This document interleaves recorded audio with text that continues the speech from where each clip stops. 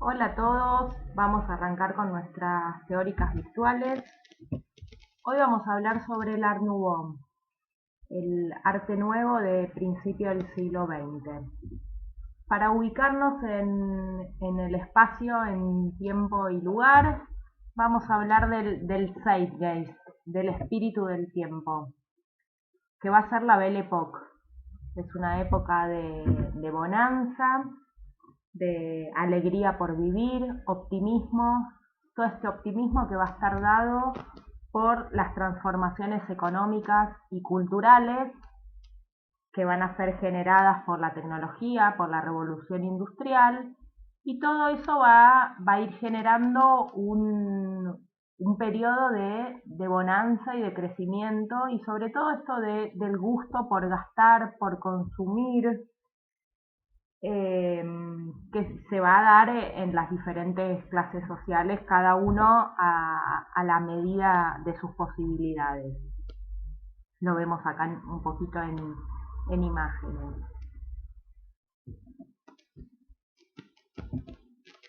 Bueno, eh, también esto se va a dar con algunos nuevos inventos, la radio, el automóvil, los aviones, y estos cambios que también se van a ir dando en diferentes rubros, la psicología, el invento de los rayos X, la teoría de la relatividad.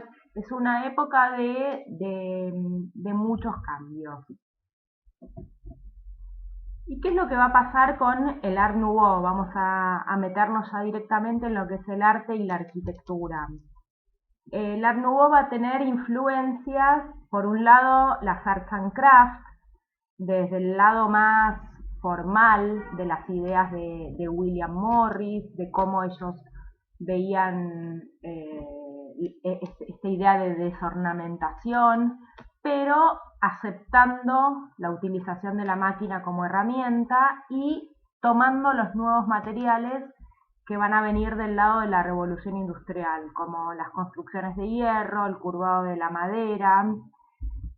Otra de las influencias va a ser la moda de objetos orientales, que ya mencionamos que Christopher Dresser va a ser un pionero en sus viajes a Oriente y a traer nuevas ideas de todo lo que tiene que ver con lo oriental, y empezar a liberarse de las formas del pasado.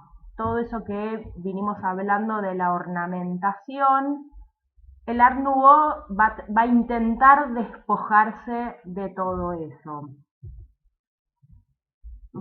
Y vamos a hablar de algunas terminologías, como por ejemplo el Einfühlung, que tiene que ver con una proyección sentimental.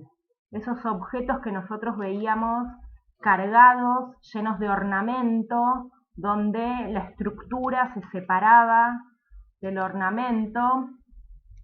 Las posibilidades tecnológicas que va a tener el Art Nouveau va a hacer que despojarse de eso, y que al fusionarse tanto la estructura como el ornamento, yo puedo sentir la mano del artista, como en este caso este candelabro de Van de Velde. Yo puedo sentir como su mano fue armando y construyendo este objeto. Es una proyección sentimental, donde el objeto que yo estoy viendo deja de ser distante y frío, y me empieza a generar una serie de sentimientos. Después lo vamos a seguir viendo en otros objetos. Bueno, y otra de los conceptos que vamos a empezar a ver en el Art Nouveau va a ser esta idea de que el hombre se siente atraído fundamentalmente hacia dos corrientes. Por un lado, todo lo que tiene que ver con lo orgánico, con las líneas curvas, con la inspiración en la naturaleza, y por otro lado, hacia todo lo que tiene que ver con la geometría, con las simetrías, las proporciones. Esos son los dos grandes campos que nosotros vamos a empezar a analizar. Y por último, Y algo que también lo venimos mencionando, que lo vimos en la Red House de Philip Webb, la casa de William Morris, y en el acompañamiento lo mencionamos un montón de veces, es este concepto de obra de arte total, el Gesamtkunstwerk, que viene de la ópera de Richard Wagner, este compositor alemán, que en su caso se refería a una obra integrada por la música, el teatro y las artes visuales.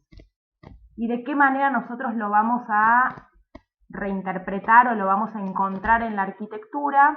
Lo vamos a ver en ciertas obras donde se construye desde el edificio, desde la caja volumétrica arquitectónica, y cada uno de sus componentes, hasta la última parte, hasta el picaporte, va a estar diseñado y pensado exclusivamente para esa casa. También lo vamos a ver en muchos ejemplos. Y ahora vamos a hablar del Art Nouveau orgánico. Dijimos que estaban estas dos grandes corrientes. Por un lado vamos a iniciar hablando del Art Nouveau orgánico o el franco-belga. ¿Qué es lo que vamos a encontrar en el Art Nouveau? Esta fusión entre la estructura y el ornamento, producida fundamentalmente por los nuevos materiales, nos van a generar en el espacio una fluidez, una continuidad y una esbeltez. En estos ambientes estamos viendo que son ambientes que tienen mucho trabajo ornamental. Vemos diseños en los pisos, en las paredes, en las barandas. Sin embargo, estamos hablando de una ligereza que no veíamos en periodos anteriores. En el caso del edificio de Víctor Horta, vemos que la columna después va armando la viga, va armando la baranda de la escalera, y podemos visualmente pensar en una continuidad que nos va recorriendo todo el edificio. Esta inspiración también en la naturaleza se ve como una inspiración, no se ve como una copia tan literal como si veíamos en William Morris, por ejemplo. El metro de París es otro de los ejemplos característicos del Art Nouveau orgánico, con los nuevos materiales, fundamentalmente con el hierro, con el vidrio, y hasta tiene su propia tipografía. Bueno, vieron que empezamos a mencionar algunos, a partir del Art Nouveau vamos a empezar a mencionar algunos arquitectos, algunos artistas con nombre y apellido que salvo William Morris, no habíamos encontrado referentes. Henry van de Velde va a ser un arquitecto y un artista muy interesante y totalmente multifacético. Va a ser diseñador de mobiliario, de empapelados como estamos viendo acá, arquitectura por supuesto, y acá remarco dos frases de él que me parece que son muy interesantes.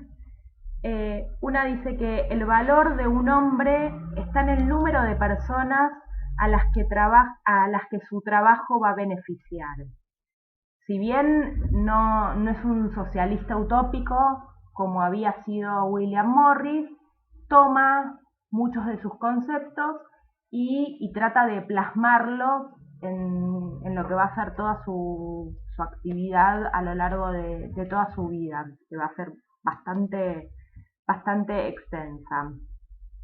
Y dice otra frase, dice, es necesario un retorno a la unidad. La división entre artes menores y las artes con mayúscula ya no es tolerable. Bueno, una de las cosas que también va a hacer Henry van de Velde va a ser dirigir una escuela, la escuela de artes en Weimar, que después va a ser la escuela, va a ser donde se va a instalar la primera sede de la escuela de Bauhaus.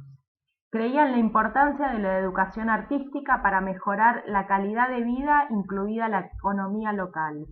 Para los que ya vieron la peli de Bauhaus la miniserie que también vimos, acá arriba estamos viendo el edificio de la Escuela de Bellas Artes de Weimar, que después se transforma en la Escuela de Bauhaus en su primer sede en Weimar.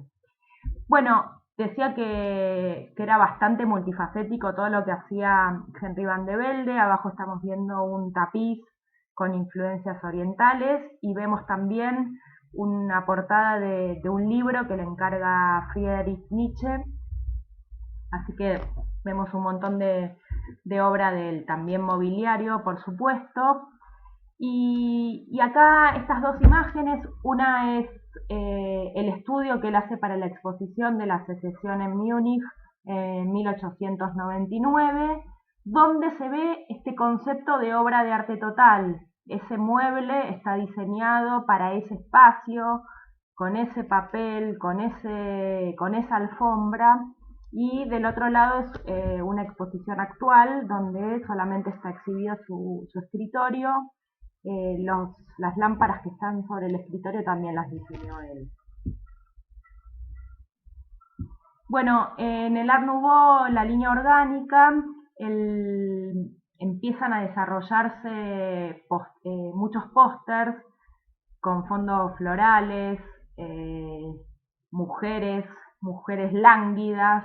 Es muy característico de esta época.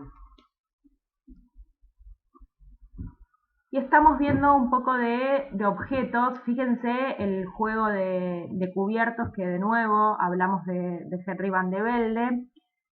Qué diferentes que son a lo que estuvimos viendo en el catálogo de la Expo de 1851.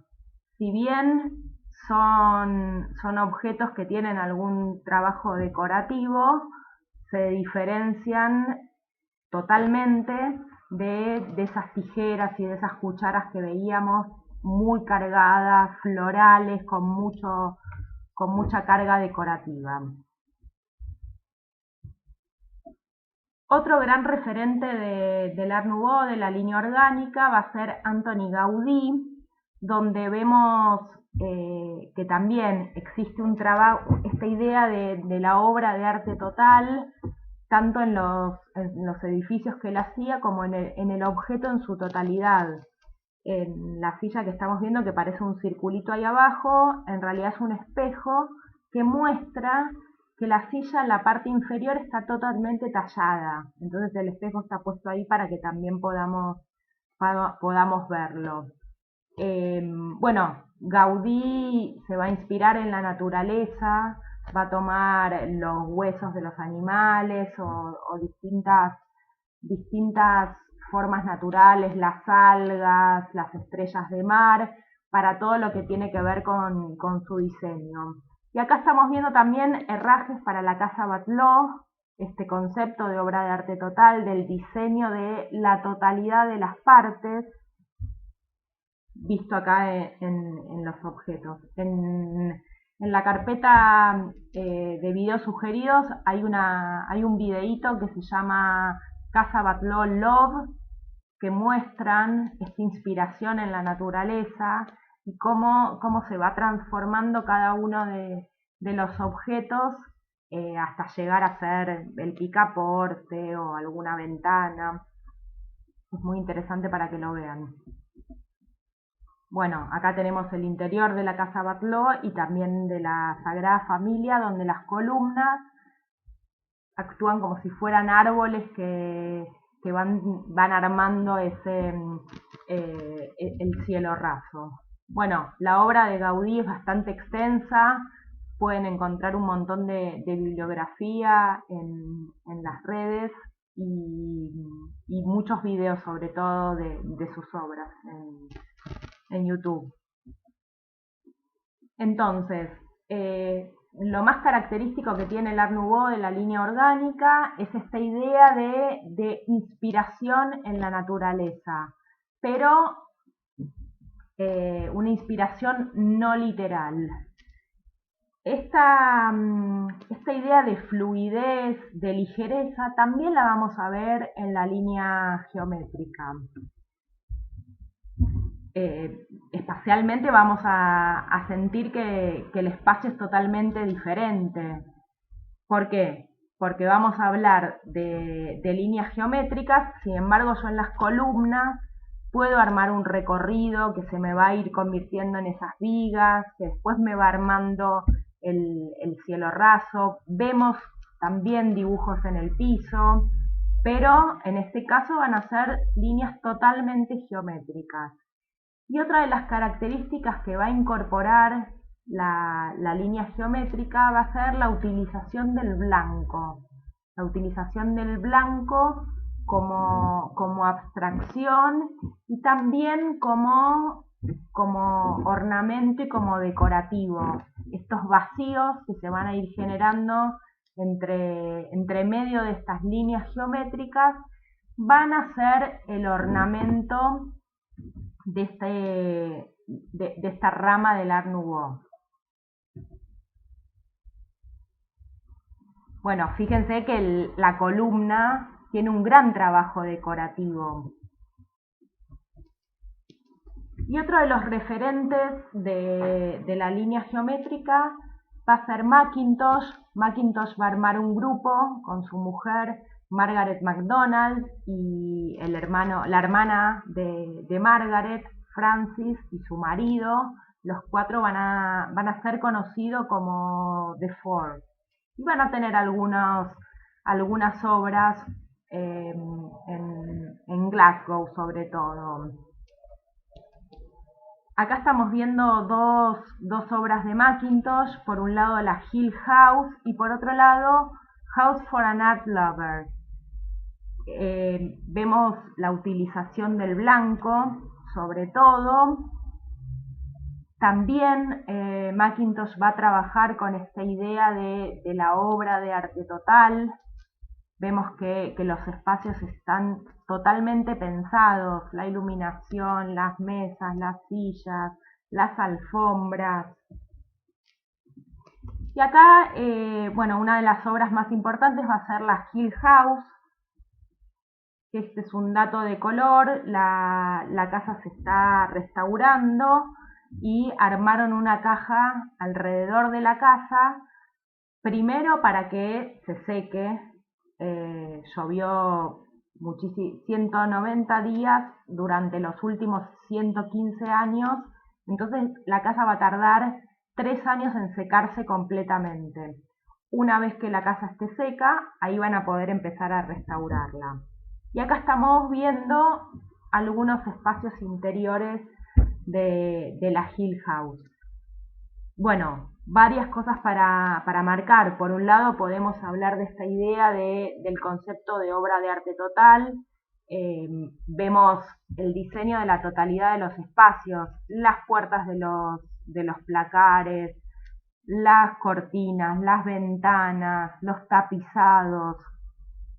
Vemos ahí la famosa silla de Mackintosh, la silla negra con ese respaldo sumamente alto, y ahí encontramos esto que mencionaba antes de que esas transparencias que se encuentran entre cada una de esas maderitas son lo que van a ir formando este detalle decorativo, este ornamento.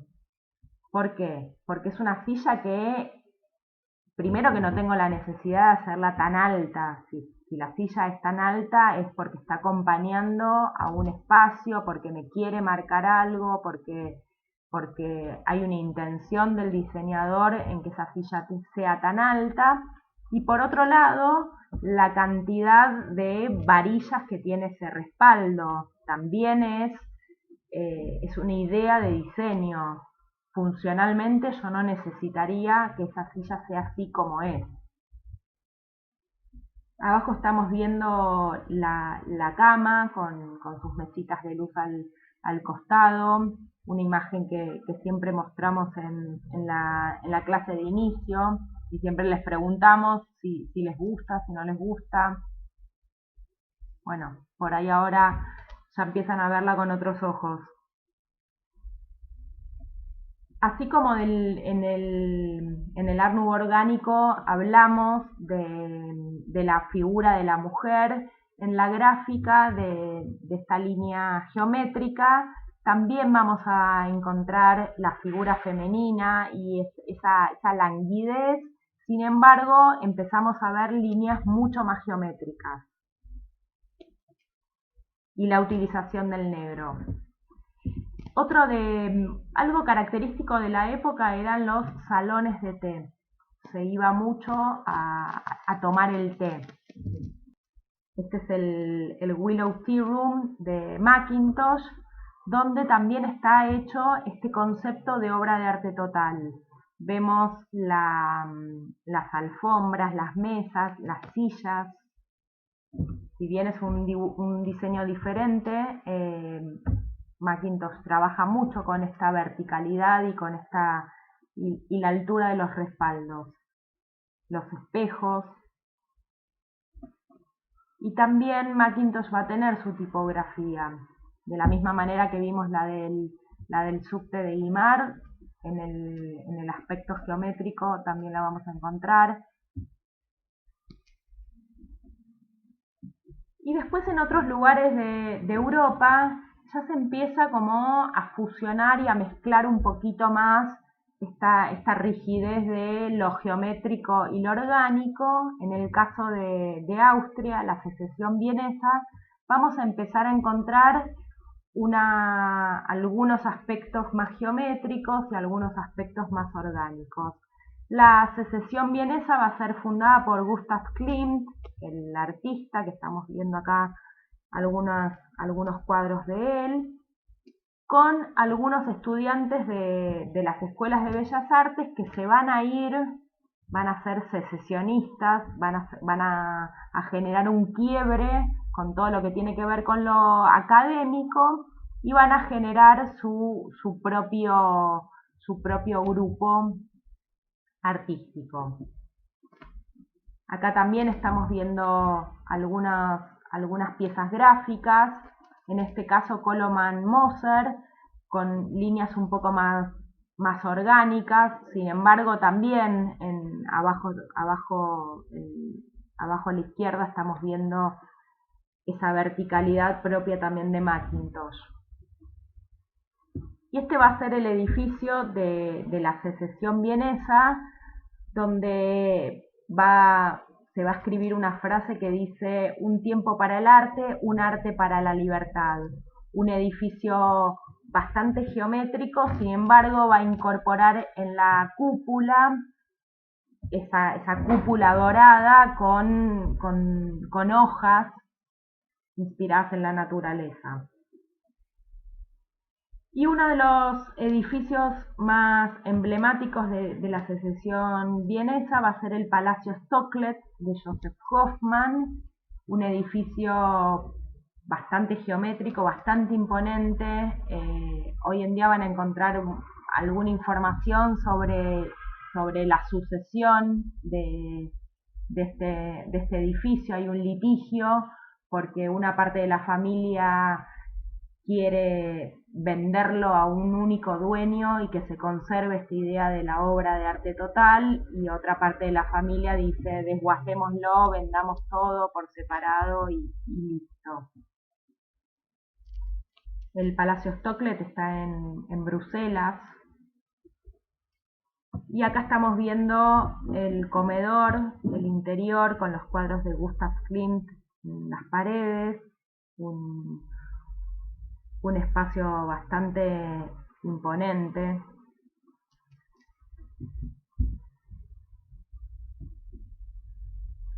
El comedor, el living,